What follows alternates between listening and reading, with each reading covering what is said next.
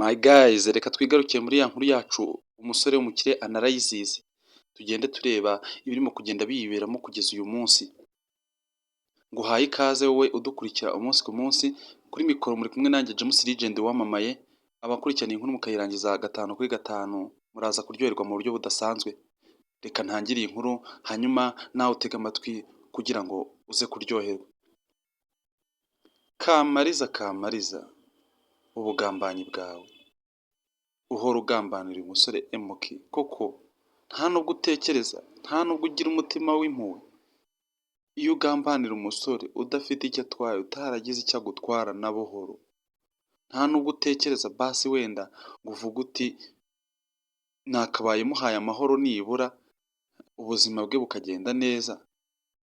Ese ko werekana yuko uri umwana mwiza umunsi ku munsi, ukagerageza kugambanira umuntu, ugiye ubicisha mu bavandimwe be, mu nshuti ze, mu bamugeraho ba hafi, mu by'ukuri uba ubona bizakugeza kuki?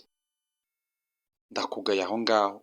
Si nawe wenyine kandi ndagaruka no kuri uyu musore witwa Morgan, wamaze gusigirwa ubutware na nyir'urugo hariya muri rwa rugo, agahita yumva ko baye nk'umugabo waho mu rugo nyirizina, udafite uwo asimbuye na buhoro. Ariko ndagira ngo mubwire ko atakabaye yiteranya n'umuryango bamusigiye, ahubwo yamenya uburyo ki awukontorora. Morgan, kubera iki ufite umutima w'ubunyamaswa? Kubera iki udashaka kumva famiye ubana nayo ko nayo yagira ibitekerezo bikugezaho ukabishyigikira, ukumva ko ibyo utekereje cyangwa se ibyo utekereje ari byo ubwabyo bikwiye guhabwa umurongo, ukumva ko ibyo utekereje ari byo ubwabyo bikwiye gukorwa. Morgan, aho ngaho utekereza ko ari ibikorwa by'ubutwari koko?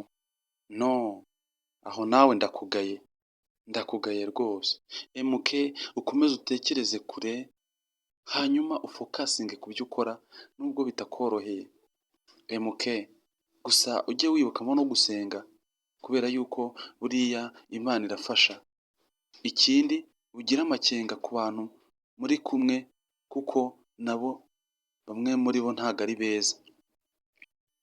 Ikindi ugerageze guha uyu mukobwa wagukunze umwanya, basi unamutekereza ibyo uri kunyuramo, ajya agufasha kuguhumuriza no kugukomeza no kukumvisha yuko urugendo cyangwa se urugamba urimo kurwana ruzagira iherezo kandi uzarusohokamo neza. Nawe gukomeza ugaceceka ukabyigumanira, bizatuma n'ubundi ukomeza kuba stressed mu mutwe, kandi wakabaye ubonye umwana ukuba hafi, ugukunda, ukugira inama, uguha n'inzira z'uburyo ki ushobora kubyitwaramo.